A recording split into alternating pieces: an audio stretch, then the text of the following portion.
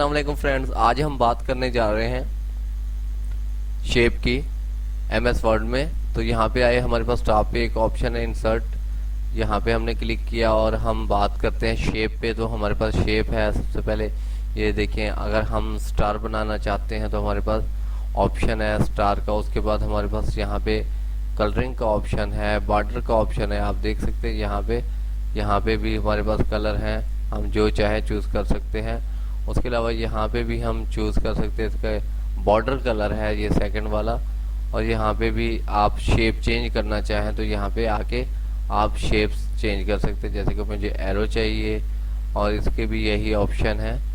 और आप अपनी, जैसे कि ये है हमारे पास इफेक्ट है, हम इस इफेक्ट पे भी बात कर सकते हैं। देखें कि आप ये एरो को जैसा देखें, यहाँ पे साया बन गया। और ये देखें, आप जहाँ पे चाहें इसको सेट कर सकते हैं। उसके बाद देखें, ये सारे ऑप्शन है हमारे पास। और ये भी हमारे पास ऑप्शन है एरो के, ये देखें। और ये 3D इफेक्ट्स हैं, आपको इसके बारे में मैं बता चुका हूँ। काफ़ी इफेक्ट्स हैं और ये देखें इसके अंदर भी हैं। ये देखें, आप जिस इफेक्ट पे काम करना चाहें कर सकते हैं। Thank you for watching my video. अल्लाह हाफिज़।